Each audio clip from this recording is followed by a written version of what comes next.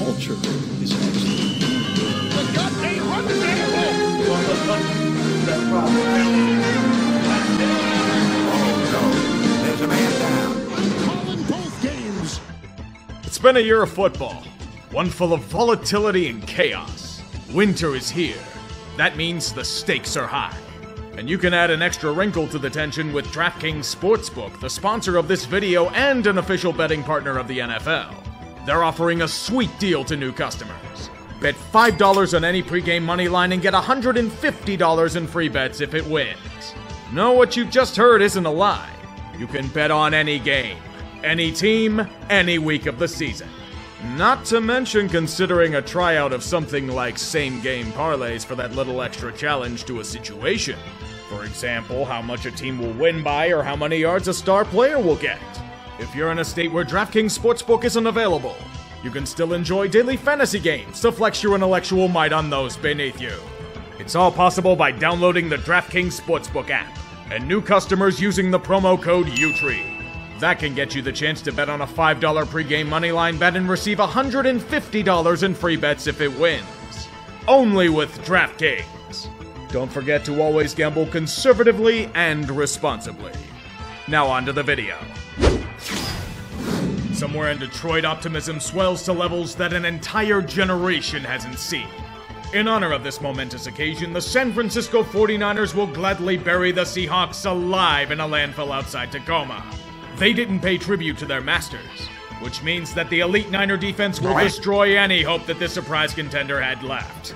Yeah, they're still in the hunt, but after losing 4 of 5 in increasingly crushing fashion, this Cinderella story's turning into a pumpkin fast, offering no resistance against the true hero of the night, Big Cock Brock. Another excellent performance which has San Fran's potent offense not skipping a beat. Despite the final score, it wasn't all that close. Their 7th straight win as they dance on the grave of the 12s. For this is a night of celebration. The NFC West is theirs.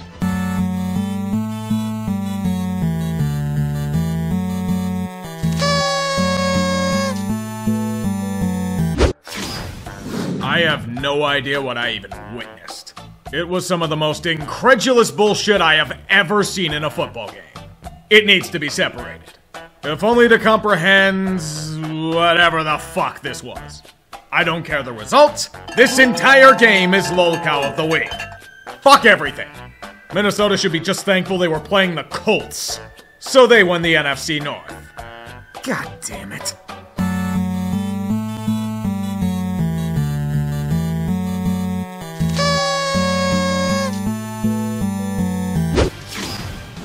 Call this revenge for Art Modell. And maybe Will Hill. The Ravens' offense has had all the potency of rotting cheese for the past month, and their failure to thrive cost them in Cleveland. If you were to tell me that a rushing attack that got almost 200 yards on the ground against one of the worst run defenses in the league, in a game they needed to win to have any chance to win the AFC North, what the fuck do Harbaugh and Roman do? Emphasize the passing game in key situations. With imitation Lamar? Baltimore overthought themselves yet again. They were so bad that Justin Tucker missed a kick from less than 50 yards. Justin Tucker missed multiple field goals in a game. It was a complete disaster that only emboldens their haters, especially Browns fans. Failure on display that merely reinforces that they cannot be trusted. I've said it once and I'll say it again. Tick, tick, Harbaugh and Roman. If you can't beat a rusty Deshaun Watson, you get no respect from me. Now go and die in a January wildcard game. If Miami thought that SoFi Stadium was cold last week, just wait until they get to Buffalo. They've been gunning for revenge after suffering in a swamp of shit in September. Now the elements are on their side. As the freezing conditions snap at Miami's will, Bills Mafia will be pelting them all with snowballs laced with ice. The choice of lording over your enemy or a 15-yard penalty. I go with the former. Buffalo would agree with it as well, but the Dolphins refuse to die. The struggle to secure divisional supremacy is important to both franchises. Miami's been on a little skid as of late, and they need to right this ship. What we have here is an epic. A battle between two well-run franchises that are desperate to assert themselves as elite. Blows being traded left and right in the frozen tundra. Snow falls heavier as the stakes get higher. Almost like a climactic storyline coming to an end. Miami up by 8 with Buffalo charging like their namesake. A stampede of offense to bring them to the end zone. The 2-point conversion to tie barely crosses the plane. Just barely. On the next drive, the defense more than barely steps up and squashes what was a strong offensive showing. Buffalo forces Miami to bend. The Bills stand tall.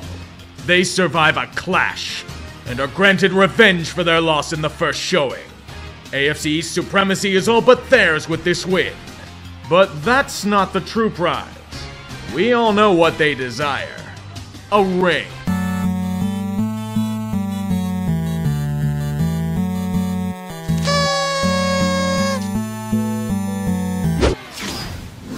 I have no idea how the hell this keeps happening. But the Carolina Panthers are only 1 game away from leading a division. That's how we know this year has been incredibly fucked. But we can't let the timeline get too chaotic for them. That responsibility will go to many other teams, as seen throughout the past week. Today, in front of a crowd of Pittsburgh transplants, their floundering hopes would be quashed by the Steelers. Their run game would be suffocated and their unsung defense would be pounded to death in kind. This was against an opponent starting Mitch Trubisky. Sam Darnold isn't one to carry a team on his own, especially when TJ Watt's breathing down his neck. Heartbreak for the handful of Panthers fans who are somehow still paying attention to this team. This is probably one of the better games the Steelers have played all year. It would have been nice if they did this in the 6 losses they pissed away. God, this team's gonna bullshit their way to 9-8 and just miss a playoff spot. Oh, Atlanta, will you ever stop blowing games with incredible skill? The Marcus Mariota dynasty has ended as the rightful stopgap it was. Begin the great Desmond Ridder experiment in the hopes to see if he's any good. New Orleans should be a good litmus test for this greenhorn. Considering it's 14-0 Saints at the bat, thanks to the arm of the Red Rifle, not a good start. However, Atlanta is a team trying to overcome past demons. As they bravely move forward, we remember that David Johnson is still in the NFL to no success. Their passing game may be failing, but Tyler Algier is pounding the rock with authority. They must do anything they can to keep up with Andy Dalton's resurgence to a competent quarterback. Despite this struggle, the Falcons try to maintain pace. They'll do it with the rushing attack, and they'll get this game down to a 3-point deficit. However, like most games this season, the choking ways of Atlanta continue to manifest. How does it happen this time? A fumble by Drake London on a drive they were moving the ball. Arthur Smith is probably sitting there wondering why the fuck he even took this job. He must suffer through this cursed season like coaches before him. Good work, Falcons. All of Philly now wants you dead. Why the hell did Desmond Ridder run it out of bounds with no time on the clock? So close, yet so far away. This is the story of the Chicago Bears. A team with an electrifying talent blossoming into his own QB and little else. For them, an unprecedented win is always within reach, but they just can't come up with it. The Eagles felt unchallenged by the Bears in their current state. So they amplified the pressure by committing gobs upon gobs of unforced errors on offense to keep this a game. Or maybe it's to keep fans interested for advertising purposes. I think Justin Fields is good enough for doing that all on his own. But even then, he isn't goddamn Houdini and can't pull wins out of his ass. Philly's defense stiffens up, and the Bears just can't keep pace, despite the Eagles doing everything in their power to hand them a win. Know how sloppy they were?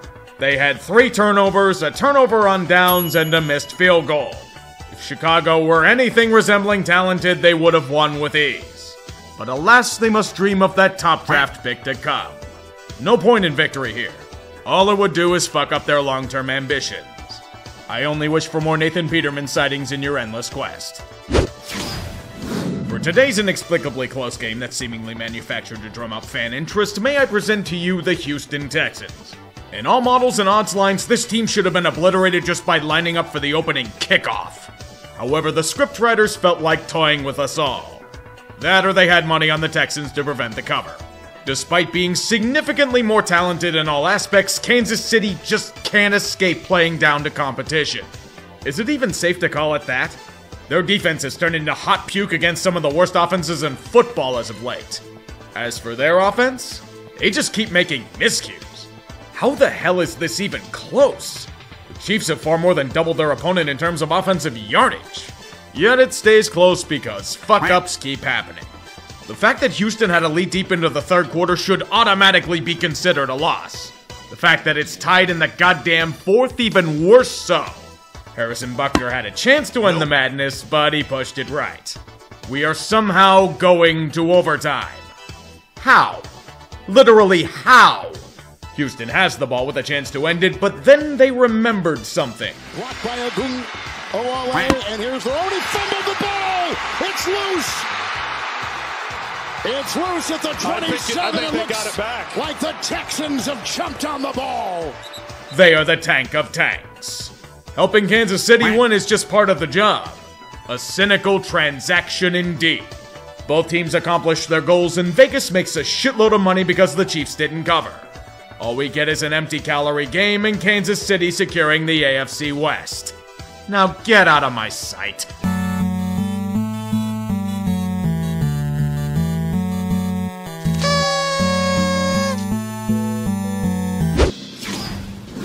Bad news, Jets fans. Mike White has not been cleared by doctors to play due to broken ribs. In his place, you get a different kind of motherfucker under center. The prodigal son known as Zach Wilson. Last chance, buddy. If you fuck this up, you're getting exiled to Denver after the season. To be a backup. Facing off against a white-hot Lion squad eager to pounce on a crumbling NFC, the stakes have never been higher.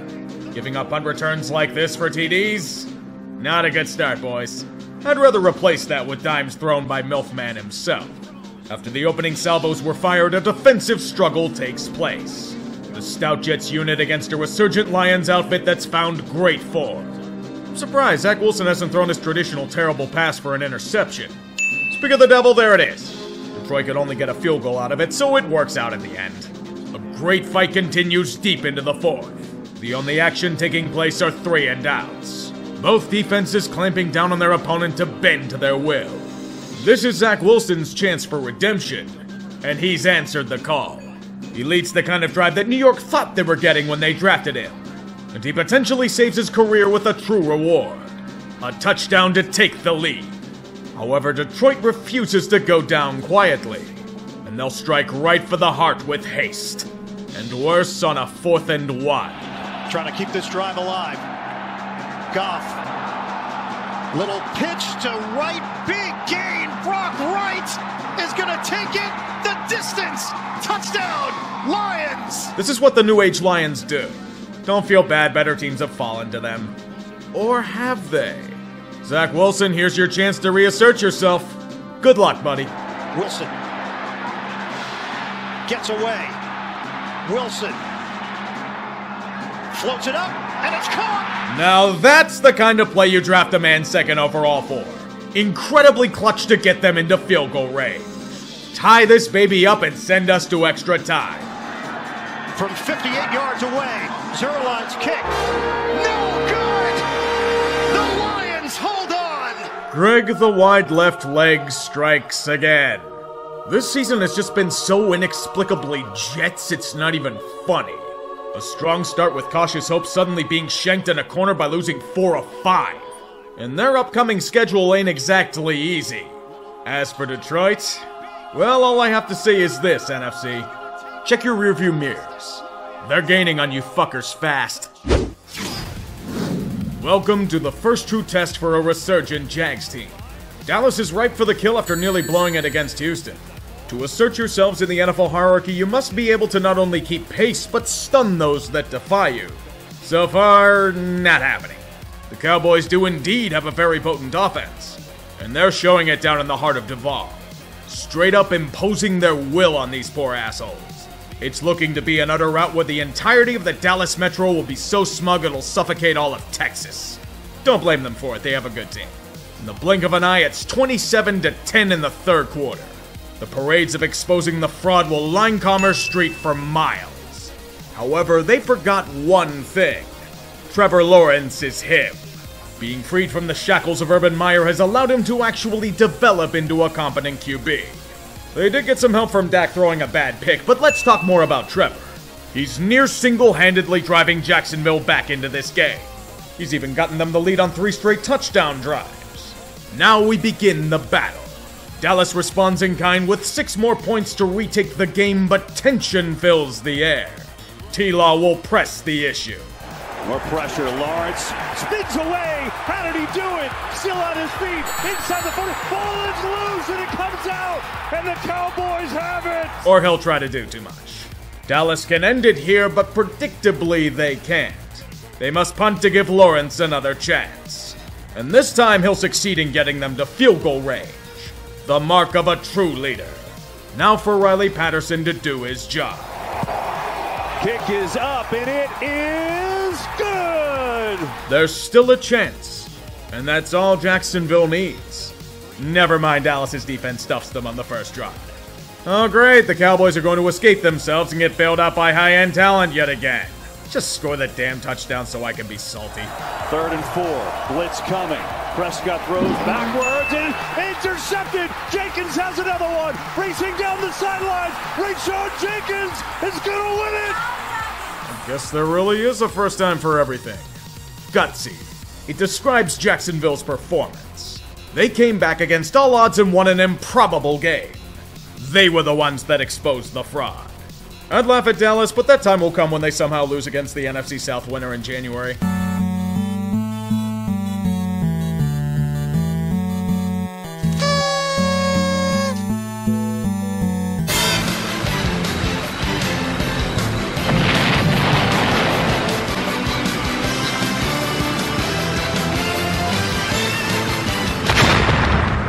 The less said about this slog, the better.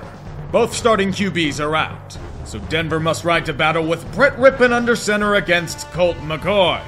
Colt McCoy was knocked out of the game early due to a concussion.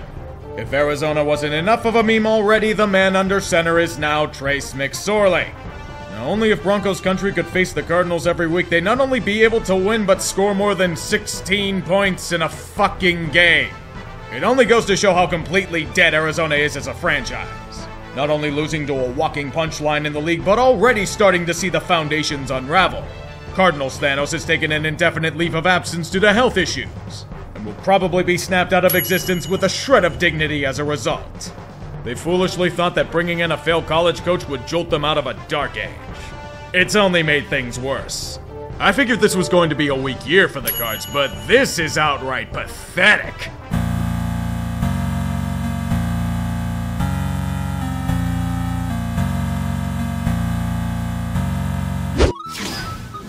Tampa Bay is a terribly coached team. Bruce Arians' years were an aberration. He must now suffer through Todd Bowles suffocating the team like his personality. Dead. If you were to simply look at the first half, you'd ask, what gives? The Bucs are out to a sizable lead. Tom Brady looks as if he hasn't aged one bit. Cincinnati can do nothing against their resurgent defense. It's like they've returned to their dominant form of last season. I'd hold that thought if I were you. Problem is the thought outright crumbles into a million fragmented pieces. This game showed us how pathetic Tampa Bay has become. They didn't just lose this game. They outright self-destructed on offense. Who the fuck do you think you are? Tennessee? It's almost as if the Bucs were either paid to take a dive or simply forgot how to play football. Considering how shit they've been for most of the year, I'm going with the latter. Everything that could go wrong did. And it allows the Bengals to continue their torrid streak and smack around a decrepit husk of a franchise. You know the worst part of this? Tampa's probably getting a home playoff game regardless. They're fucking terrible, yet their division is somehow worse. Be thankful you were gifted a win against Atlanta and New Orleans choked. It's the only way you've earned anything. Two fraudulent franchises that failed to take advantage of the fruits being offered to them. We all feel like Ryan Tannehill in the blue tent. Trapped in a hell of sloppy football, yearning to be freed from this hell. Speaking of Tannehill, he's banged up with an ankle injury, so feel free to enjoy the painful struggle for either offense to do anything. It's not like they're not trying, there's just nothing talented to muster from their bag of tricks. The Chargers' offensive line is patchwork and they're suffering from Lombardi's disease. The Titans must suffer through the genius of Todd Downing. It all leads to a grueling match.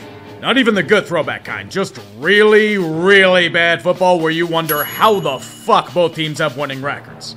LA's got the lead, but like everything in their franchise's history, they find amazing ways to not only not take advantage, but squander it. They can't generate offensive momentum deep in the fourth, which allows Tennessee the powers of false hope. Ryan Tannehill leading a drive with his arm.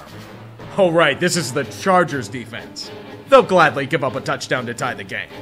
Justin Herbert, you've bailed this team out of its own incompetence at least 10 times this season, and you'll have to do it again.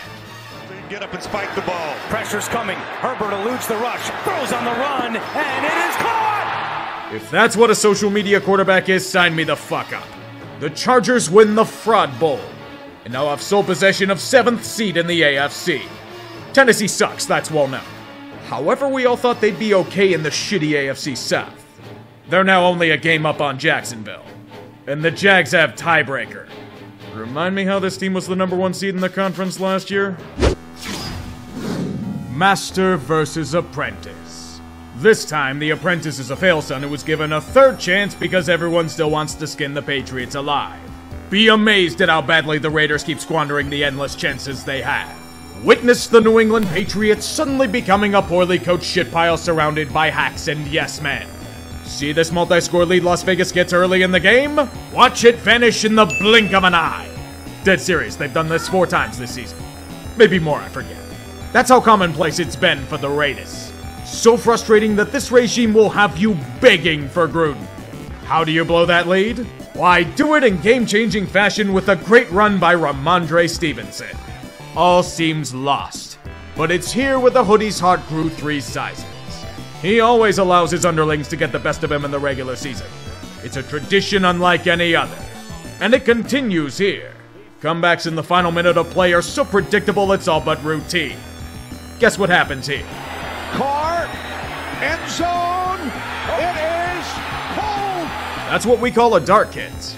Sure, he might have looked out of bounds on more than a few camera angles, but that rule is one even the NFL finds stupid. Give him the damn touchdown due to inconclusive evidence. Right, Jan. The Shield loves them a good script, but just wait until overtime. Mac Hollins out on defense. He's all the way back. Stevenson Is anyone going to is inside the 30, flips it back. Stanford band nowhere in sight. Uh-oh. It's picked off. Oh no! Oh wow! Incredible! Chandler Jones takes it in and wins the game for the Raiders. Excuse me. What the fuck? What the fuck? What the actual fuck? I am having an aneurysm even trying to comprehend what this even was. Ramondre has a chance to speed back the edge, so he laterals it back to a player who runs backwards 10 yards and then yeets the ball back another 10 yards to a defender. There was no need to do this. You were tied. You had overtime. Mac Jones got shut like a toy chest for literally no reason. America as a whole lost entire sections of their collective cerebrum watching this play. We talk about cancel culture. The Patriots should be canceled for offending our senses of common logic and decency.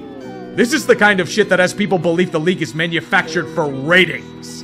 Congratulations, Patriots. You have your answer to the butt fumble. Imagine giving the Raiders a fluke win of all teams. You maniac! You blew it up! Oh, damn you! God damn you all to hell! This is probably the most critical matchup of the year from a playoff perspective. We need part 2 since last episode ended on a climax. Gotta keep the audience hooked, you know. For the G-men, they need to rebound after a rather lengthy skid. Strip sacks by Kayvon Thibodeau tend to help out with that. Driving down the field with efficient offense tends to help with that. It's 14-3 and New York is cruising into halftime. However, controversy takes center stage. The wondrous might of ref ball and Washington's implosion overtake this throwback to the 70s. One of the softest offensive pass interference penalties you will ever see on a 2-point conversion. After that, Joey Sly happens. As the game continues on, stalled drives force a field goal. And returning to the red zone, a devastating fumble by Heineke forces the end of a long drive all its own. Now down by 8, it's do or die time for the commies. They will push down the field, as is written, and solve the labyrinth of the Giants' defense for a crucial touchdown. Never mind, it's penalized for illegal formation? They still call that on whiteouts? Nope, sorry Washington, you're going to be forced to eat shit because Taylor Heineke isn't talented enough to overcome all the elements. And to add more salt in the wound, Curtis Samuel was draped on the final play of the game. Ref ball reigns supreme. But that doesn't explain everything. Washington pissed away a ton of chances. The Giants really didn't win, but the commies lost it. It's probably gonna cost them a playoff spot. I don't blame the NFL if they tried to rig it. I'd rather have the New York market than cater to Dan Snyder. The cold tundra of Lambeau has taken many souls in its illustrious history. It does not care if you were a Super Bowl champion a year ago. When you fall here, you're merely a statistic. I think the football gods understood our plight. We were so exhausted from everything that happened the past few days that they gave us a predictable, uneventful match to glance at in the background. Green Bay is still clinging on to the very slim chance they have at a playoff berth. And the Rams are roadkill. Too bad, boys, you aren't playing the Raiders. You're merely another notch in the belt. The Packers stay alive, but Aaron Rodgers is still ready to kill his receivers. As for LA, they won their prize, but at an incredible cost. Whatever remained of their soul.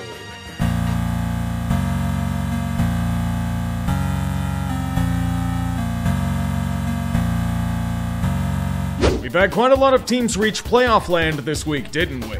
It doesn't mean we're anywhere close to settling how things will shake out. The AFC has many spots open to claim. Only Buffalo and Kansas City have clinched, and the Bills still have number 1 seed. Cincinnati overtakes Baltimore for the AFC North lead, as Ravens fans wonder why they keep squandering chances. Tennessee is far past that point. They've lost 4 straight and are in an existential state of dread. And for good reason. Baltimore has sole possession of the first wildcard spot with 9 wins, but it's probably a disappointment to them. Same as Miami, who falls behind the Chargers for the second wildcard spot thanks to losing their matchup with them earlier in the year. The Jets and Patriots, both with back-breaking losses, are the first teams out with 7 wins. They should be careful. There are a ton of teams with 6 wins, including Jacksonville, who's only a game back of their division lead. The NFC has cleared up a touch as well. Philly still holds number 1 seed, and can clinch their division with either a win or Dallas loss. Minnesota and San Francisco both clinched their division since there's no elite team rivaling them in division. It's only positioning they're playing for. They won't have to worry about Tampa Bay. They are ass, and their division is even more ass. Please delete it from our existence. The winner of this shit pile will probably be hosting a playoff game against the Cowboys, and we will wish for death.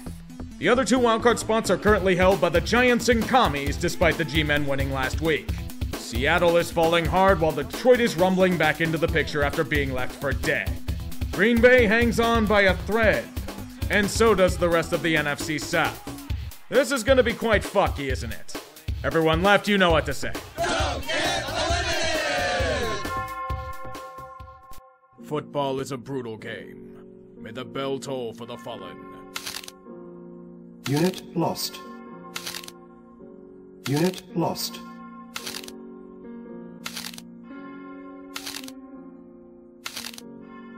Unit lost. Unit lost.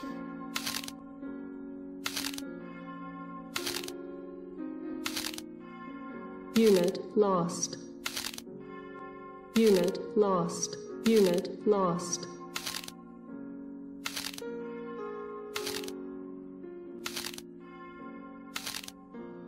Unit lost. Unit lost. Unit lost. Unit lost.